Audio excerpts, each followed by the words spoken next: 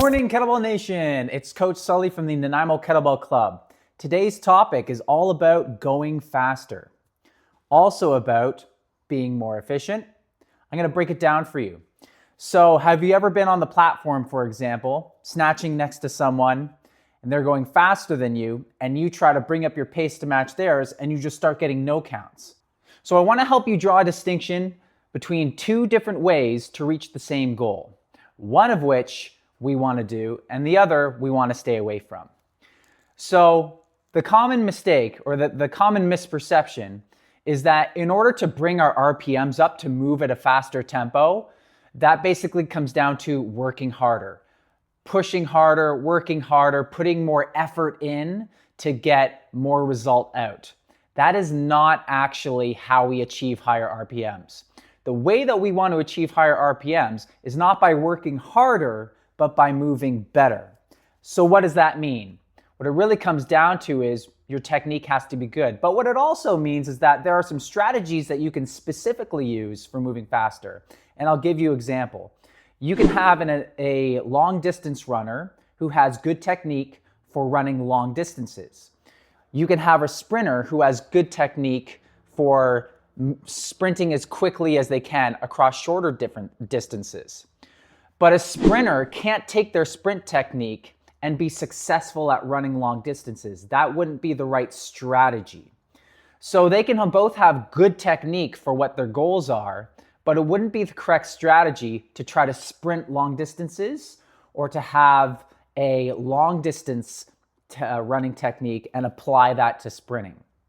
So I'm going to give you 3 different techniques that you can use for snatch to bring your RPMs up that help you move better instead of just working harder. So your first technique is going to be shortening your backswing. When you shorten your backswing, you're shortening the distance that bell has to travel. Less distance means less time it's going to take for you to do each individual repetition. And that is going to help you bring your RPMs up. The second point is pulling the bell down from lockout. Instead of letting the kettlebell just fall at the rate of gravity, you can actually actively pull that bell down to help it move a little bit faster. And that's actually going to do a couple things.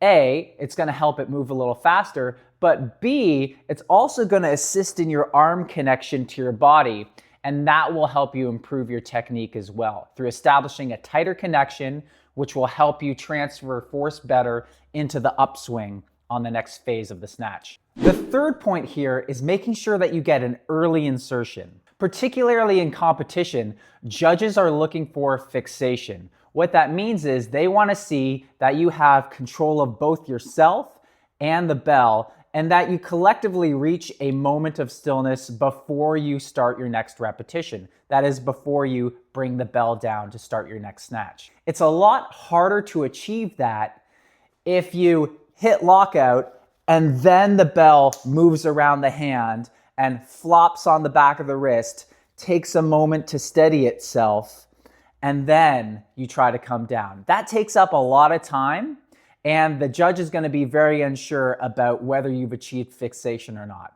So what you really want to do is make sure that you're achieving insertion somewhere around head level so that the bell has stabilized on the back of the wrist by the time that you reach vertical, and then you can demonstrate to the judge that you have fixation in a much shorter timeline. So those are 3 different strategies that you can use to bring your RPMs up by moving better as opposed to just working harder. If you like this video, please hit the like button, and if you want more, subscribe to my channel. Thanks, guys.